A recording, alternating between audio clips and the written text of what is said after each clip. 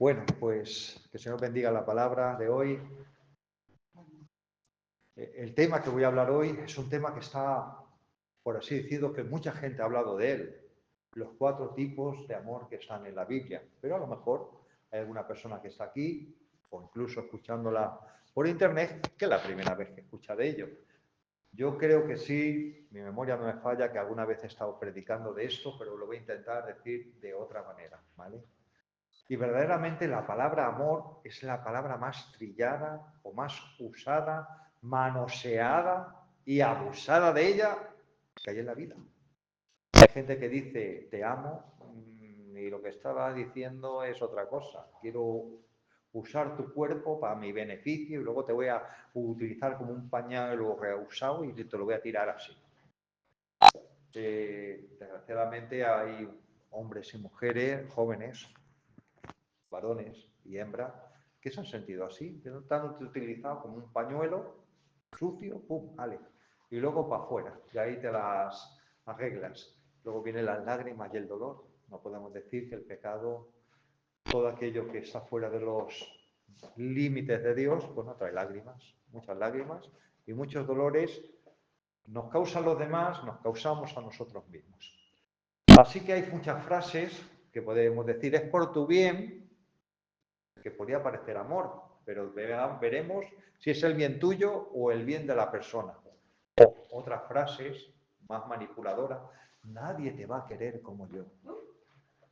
Ya te dejas sentenciado para toda la eternidad. Si me dejas, nadie te va a querer. Yo soy la única persona que te puede querer. Eso la emplean tanto hombres como mujeres. Había una película española que decía literalmente el título, no lo llames amor, llámalo sexo, literal. O sea, ¿para qué me estás diciendo que me quieres? Lo que quieres es acostarte conmigo y se acabó. O sea, no me estés engañando. Entonces, la palabra amor, por desgracia, es una palabra muy mal usada.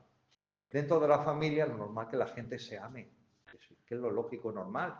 Tienes hijos, tienes padres, tienes hermanos, lo normal es que la gente se quiera. Pero vamos, yo he experimentado cosas que parecen irreales o de películas. Una vez tuve que llevar a una persona a un entierro, de verdad. O sea, yo no podía pensar que en un entierro, estando el muerto de forma presente, la gente se hablara a gritos, como en las películas esas locas de las herencias, hablándose a gritos aquí en España, diciéndose, echándose en cara todas las cuentas que esta gente tenía desde los tiempos pasados, con el muerto ahí presente.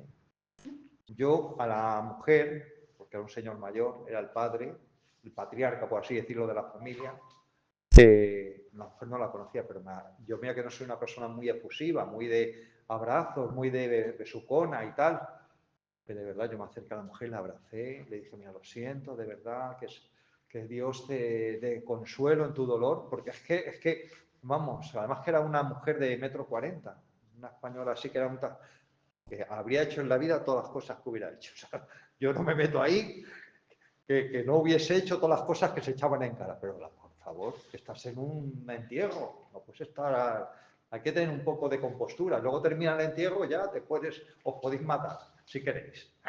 Entonces, muchas cosas llaman amor. Aquí en España tenemos la frase famosa, que esto es como tener un tío en Alcalá, que ni es tío ni es nada. Es decir, que es tu tío, pero ni le llamas, ni te preocupas, ni le visitas, y aunque lo tengas ahí en Alcalá de Henares, aquí al lado, como quien dice, pues, como si no fuera nadie, un extraño. La Biblia también habla acerca de qué es el amor. Le llama 4 tipos de amor porque hay 4 palabras en la Biblia por las cuales se describe el amor. Pero en castellano también las tenemos. Tenemos la palabra, por ejemplo, querer, desear, gustar, preferir, hacer el amor o sexo, que es una palabra así como una frase, una paráfrasis. Entonces utilizamos distintas palabras. Hay gente que dice te amo, lo que está diciendo te quiero, o te deseo, o me gustas, o lo que sea. En la Biblia se utilizan 4 palabras, ¿vale? Estas palabras vienen del griego, que fue el idioma que fue escrito en el Nuevo Testamento. Tenemos la palabra agape, que seguramente te suena, otra que menos, que se llama storge, otra que se llama fileo, de donde viene filia, por ejemplo, filatelia. Eso significa amistad o gusto por algo, ¿no? Y otra palabra eros, que seguro que te suena mucho, de donde viene erótica y demás otra serie de cosas, ¿vale? Entonces, esta palabra eros, por ejemplo, en griego, en los tiempos de la Biblia, significaba lo mismo que ahora, más otros significados. El deseo sexual, que es algo natural. Es decir, Dios nos ha puesto deseos. Lo normal es que lo tengas hacia un hombre, un hombre hacia una mujer hacia un hombre, lo normal, y que lo tengas solamente con la persona a la que tú has elegido, porque si la has elegido es para no elegir a todas las demás.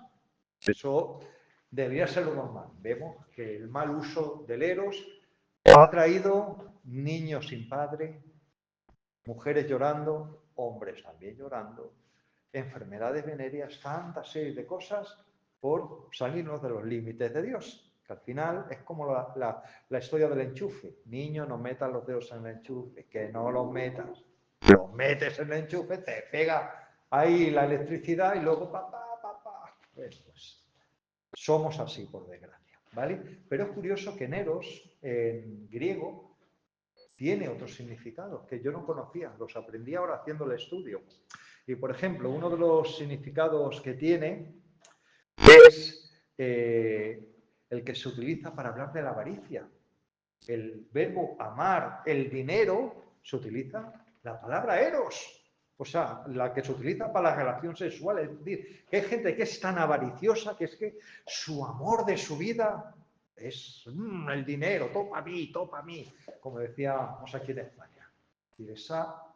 Pero hay gente que también se utiliza eros en el griego para hablar del poder, el deseo de ser amado, de ser admirado, de ser querido. Hay gente que verdaderamente tiene una pasión porque los demás le adoren o la adoren o le... Tremendo. Y en castellano se utiliza la frase erótica del poder, porque hay gente, sobre todo los políticos, pero también gente dentro del mundo de la canción o del teatro o del cine, que tienen ese amor desaforado hacia la admiración de otros. La palabra estorge es literalmente el amor familiar. Lo normal. O sea, tú tienes niños, los tienes que querer. Es decir, hay una frase que me encanta que dice, a que tú no tratas las plantas a patadas. Tú quieres que las plantas las riegas, las cuidas, las quitas los bichos para que te den fruto. Pues los niños son igual. Tú no puedes tratar a un niño a patadas. ¿Por qué? Porque igual que la planta no la pisoteas si quieres fruto, la tienes que cuidar, le tienes que enseñar, lo tienes que enderezar, porque las plantas se enderezan. Tú sabes que las plantas tienen tendencia a doblarse. Pues le tienes que poner un palito para darle unas cuerdecitas, para que vaya recto el árbol y que no se tuerza. O a veces un árbol que se te está torciendo porque a lo mejor tiene mucho fruto, pues le ponen una cuerdecita, le ponen una guía que le llaman y el plato, las plantas, los árboles son muy agradecidos si los cuidas. Eso lo sé de mi padre, que tiene una experiencia con las plantas tremenda. Entonces, en la familia hay que cuidar las relaciones. O sea, tú tienes hermanos, hermanas, padres, no los llamas, no te preocupas por ellos, no quedas una vez al mes como mínimo para comer. Pues el amor al final dentro de la familia se termina estropeando. Y desgraciadamente, sobre todo entre hermanos, con herencias, con particiones de terrenos y demás, la gente se enfada, la gente se estropea las relaciones y al final, bueno, pues el amor brilla por su ausencia. Fileo es el que se utiliza para que te gusta algo. Por ejemplo, filatelia es el que le gusta el coleccionismo de sellos. Esa palabra la tenemos en castellano. También se utiliza para la amistad. Por ejemplo, Filadelfia, la ciudad famosa de Filadelfia, que tiene el mismo nombre que una ciudad que tenían los griegos hace 2000 años, es como la ciudad de de la amistad, del amor fraterno, del amor entre amigos. Es decir, entonces, por ejemplo, halterofilia es el que tiene el gusto de levantar peso, le encanta hacer ese deporte. Pero llegamos a la palabra ágape. La palabra ágape es una palabra que, aunque la utilizaban los griegos, verdaderamente quienes la utilizan y le añaden un montón de significados son los cristianos y en la Biblia. Los griegos utilizaban esta palabra simplemente para preferir. Yo tengo predilección por algo me gusta y algo no me gusta. Pero los cristianos entendieron que esa palabra tenía más significados. ¿Por qué? Porque esa palabra está conectado, me gusta algo, prefiero algo, pero hago obras en consecuencia a todo eso. Es decir, si tú dices que quieres algo, pero no te esfuerzas por conseguirlo, pues no lo estás queriendo. Yo puedo decir, yo quiero ser astronauta, ¿vale? Pues para ser astronauta tengo que sacar la carrera de ingeniero aeronáutico y luego hacer prácticas en la NASA en Cabo Cañaveral. Pues tendré que estudiar muchas matemáticas y física si quiero ser astronauta, ¿vale? Entonces, la palabra ágape es una palabra que significa que tú buscas el bien de otro. Eso es amor, ¿verdad? Verdadero. Porque si no buscas el bien de la otra persona, ¿dónde está el amor? Tú me dices que me amas y me estás haciendo daño. ¿Por qué me estás hablando así? Tú me dices que me amas y yo cuando te necesito porque me encuentro enfermo y estoy mala o malo, no me cuidas. ¿Qué clase de amor es ese? Pues verdaderamente la palabra ágape habla el que tú buscas el bien de otros más allá de la simple emoción o pensamiento. ¿Por qué? Porque nosotros decimos que amamos porque en nuestra mente nos hemos enamorado de una imagen.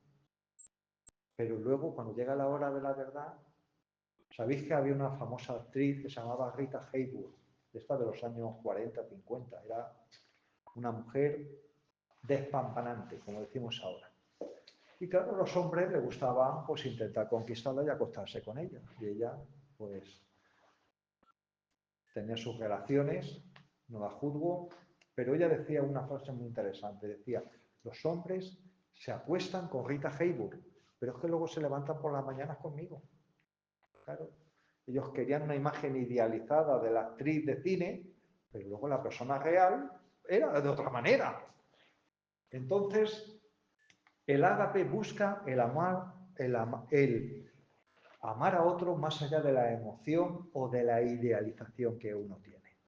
Pero en la Biblia todavía le añade algo más, mucho más profundo. Hay un versículo que os voy a decir de memoria que casi todos tenéis que saberos.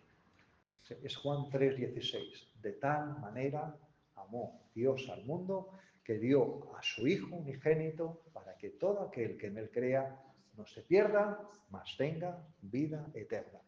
Los evangélicos lo decimos mucho porque es como, por así decirlo, te resume lo que es el evangelio. El amor de Dios hacia la humanidad no quiere que nos perdamos y nos dio a su Hijo Jesucristo para que por la fe en Él podamos tener vida eterna. Con ese versículo, como casi está explicado lo que es la enseñanza sobre la salvación, pero utiliza esa palabra, amor. De tal manera, amó, ágape. ¿Qué significa el amor de Dios verdaderamente en la Biblia? Significa que tú amas a alguien porque quieres su bien a pesar de que aquel que ame te responda mal. ¿Por qué hicimos con Jesús? Pues ahí está la cruz. Lo crucificamos. O sea, Dios envió a su Hijo Jesús por amor para darnos vida eterna y lo que hicimos fue crucificarlo. Entonces el amor ágape es ese amor que es capaz de hacer el bien por alguien a pesar de que ese alguien te responda mal. Eso es amor de Dios. ¿Por qué? Porque hacer el bien a alguien que va a ser muy agradecido, mira qué bien, toma, ala, 100 euros por lo bien que te has portado conmigo. Eso no es amor, eso es otra cosa. ¿Vale? Pero el amor de Dios es alguien que ama desinteresadamente a alguien, hace busca el bien de esa persona, a pesar que incluso correr el riesgo de que te respondan mal, ¿vale? Entonces la Biblia habla mucho acerca de ese amor. Es un amor sobrenatural. Cuando Jesús decía amar a vuestros enemigos, se llevaban las manos a la cabeza. ¿Pero qué me estás contando? Que quien me maldice y me persigue y me escupe, le tengo que amar. Bueno, en ese amor sobrenatural, Dios hace un cambio en tu corazón para que tú seas capaz de responder bien o no responder maldición con maldición, violencia con violencia a quien te está haciendo daño. Dios tiene que hacer una obra sobrenatural. Este no es un amor natural, es un amor sobrenatural. Ahora bien, los cristianos estamos llamados a vivir una vida sobrenatural, ¿vale? La Biblia habla en primera de Juan 4, 7 al 9, y lo vamos a mirar estos versículos, vamos a ir a la primera carta de Juan. Juan, que era llamado el discípulo amado, es uno de los apóstoles que más habla acerca del amor en la Biblia, tanto en su evangelio como en las cartas suyas, ¿vale? Entonces, en primera de Juan, capítulo 4, versículo 7 al 9, dice: amados, amémonos unos a otros, porque el amor es de Dios. Todo aquel que ama es nacido de Dios y conoce a Dios. Así que lo primero que estamos aprendiendo en este versículo es que el amor es una de las características de los primeros cristianos, de los verdaderos cristianos, voy a decir, de los primeros de entonces, pero de los verdaderos de ahora. Si tú ves por ahí una persona que de boca dice que es cristiano, pero de hecho lo que hace es hacer daño, ser cruel, pisotear a la gente, tratarla como basura, pues esta persona no ha conocido a Dios, por mucho que se llame lo que se llame. Entonces, amar, el amor, este amor que habla la Biblia, el amor ágape, tiene que ser la señal, la evidencia de que una persona es cristiana. No el que tenga un título en teología, que diga licenciado en teología sistemática, Pablito Pérez. No, Pablito Pérez tiene que mostrar esa conducta de amor en su vida, porque a lo mejor no conoce mucho de la Biblia, a lo mejor no conoce mucho de teología, ni sabe hebreo, ni sabe griego, ni nada, pero ves el fruto del amor en su vida. Y cuando alguien entra en una iglesia por primera vez, lo que quiere ver no son licenciados en teología, lo que quiere ver es gente que tiene amor de verdad, amor al prójimo y amor a Dios. ¿Vale? El siguiente versículo, el 8.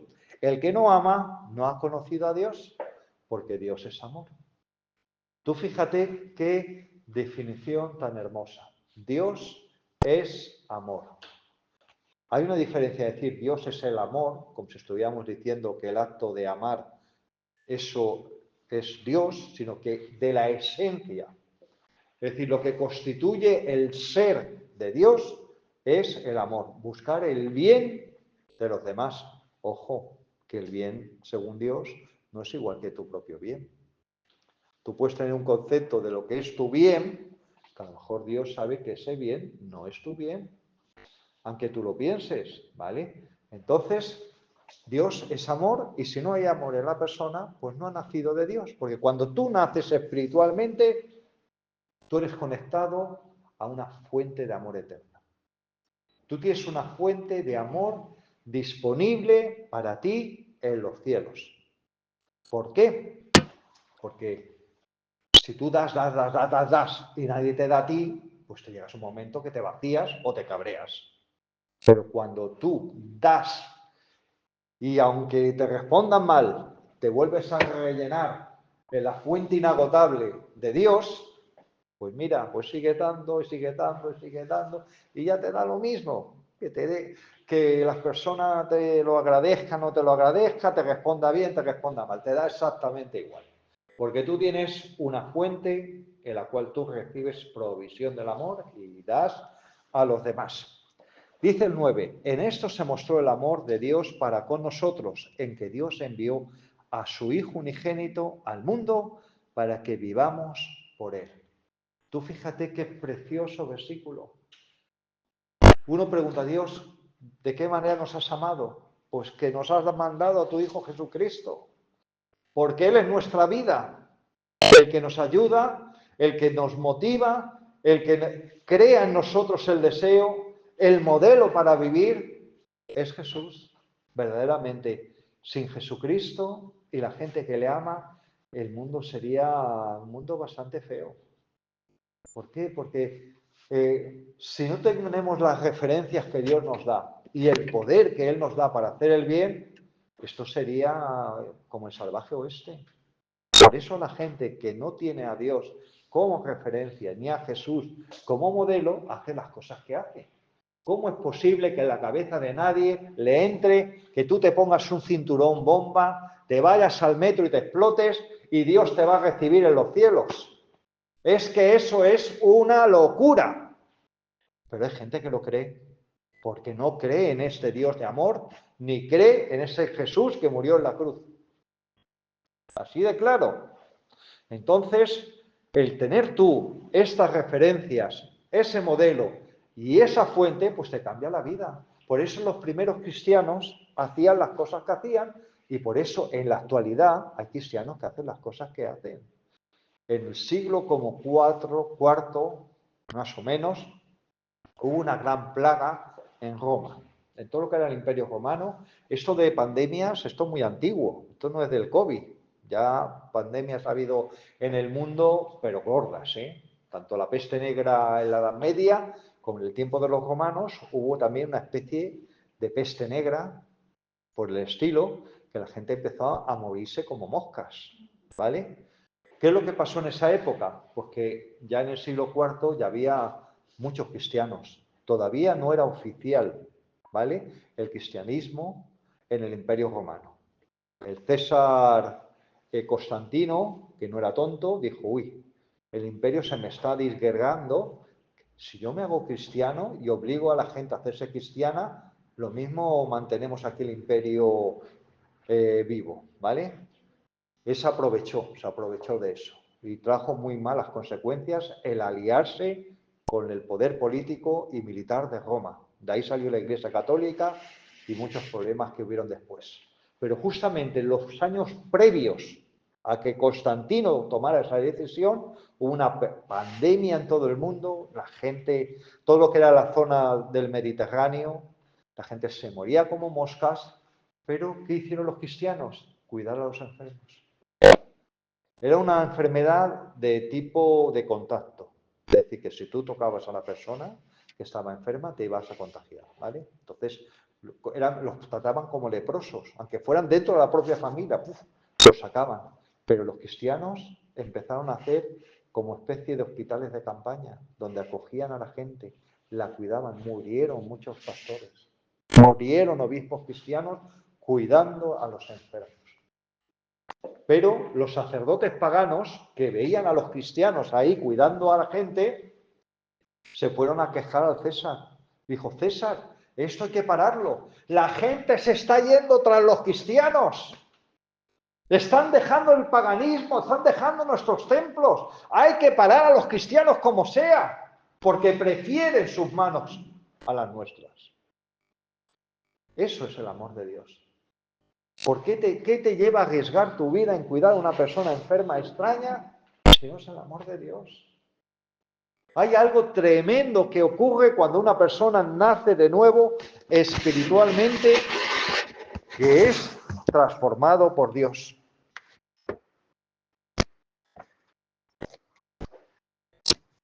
Jesús nos dio numerosos ejemplos de lo que significa el amor.